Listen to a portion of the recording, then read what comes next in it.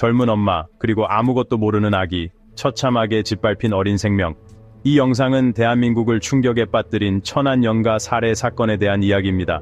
20살 여성 A씨는 상상도 할 수 없는 끔찍한 범죄를 저질렀습니다. 바로 자신의 6달 된 딸을 살해한 것입니다. 그 동기는 무엇이었을까요? 바로 동거 관계였던 남자친구 B씨에 대한 복수였습니다. A씨와 B씨는 결혼하지 않은 채 동거 중이었고 둘의 관계는 순탄치 않았습니다. 경제적인 어려움과 서로에 대한 불신이 쌓여갔고 A씨는 B씨의 외도를 의심하기도 했습니다.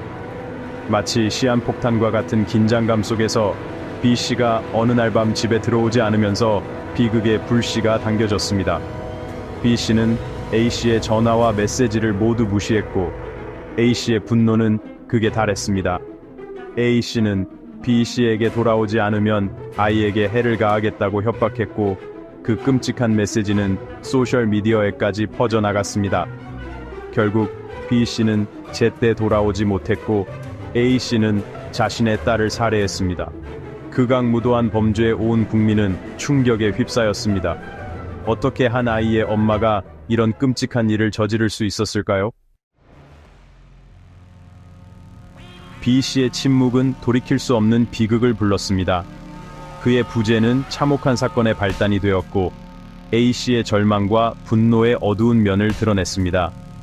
A씨의 행동은 결코 용서받을 수 없지만 벼랑 끝으로 몰린 한 여성의 모습을 보여주기도 합니다. 두 사람의 관계는 충족되지 못한 욕구와 끓어오르는 분노로 가득 찬 압력솥과 같았습니다. 갇히고 배신당했다고 느꼈을 A씨는 상상할 수 있는 가장 끔찍한 방법으로 자신의 감정을 폭발시켰습니다. 협박으로 위장된 그녀의 도움 요청은 결국 아무에게도 닿지 못했습니다. 이 비극은 특히 제어되지 않은 감정 앞에서 삶이 얼마나 연약한지를 보여줍니다. A씨의 극단적인 이야기는 많은 사람들의 공감을 불러일으켰고 가정 내 숨겨진 고통에 대해 생각하게 만들었습니다. 사람들은 묻기 시작했습니다. 징후가 있었을까? 누군가 개입할 수 있었을까? 이 질문들은 마치 끔찍한 비극 이전에 종종 존재하는 침묵의 고통을 상기시키듯 우리 주변을 맴돌고 있습니다. 온 국민이 A씨의 재판 과정을 지켜보았습니다. 9명의 배심원다는 증거들을 검토하고 불안정했던 두 사람의 관계에 대한 이야기를 들었습니다. A씨의 협박과 함께 미래를 빼앗긴 어린아이의 undeniable 한 증거를 마주했습니다. 결국 배심원단은 유죄 판결을 내렸습니다. 일부 배심원은 A씨에게 더 무거운 형벌이 필요하다고 주장하며 15년형을 요구했습니다. 하지만 재판부는 A씨의 정황을 고려하여 5년형을 선고했습니다. 검찰은 형량이 너무 가볍다며 즉각 반발했습니다. 범죄의 심각성을 제대로 반영하지 못했다는 것이었습니다. 검찰은 소중한 생명이 솜방망이 처벌로 끝나서는 안 된다고 주장하며 항소했습니다. 항소심 재판부는 양측의 주장을 듣고 범죄의 끔찍한 본질을 인정했습니다.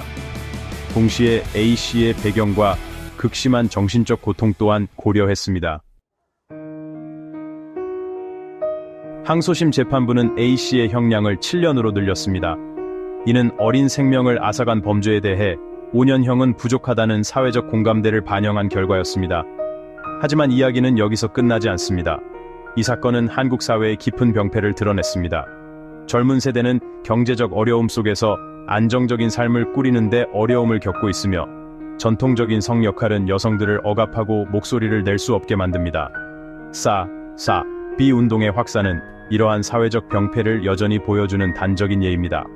젊은이들은 결혼, 출산, 연애, 심지어는 성관계까지 거부하며 이러한 전통적인 삶의 방식이 경제적 파탄과 사회적 압력으로 가득 찬 막다른 길이라고 생각합니다.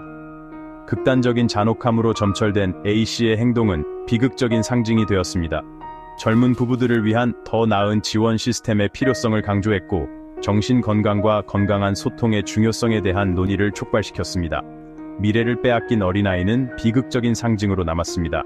그녀의 이야기는 사회적 약자들의 고통에 무관심한 사회는 결국 스스로 위험에 빠진다는 냉검한 경고를 남겼습니다.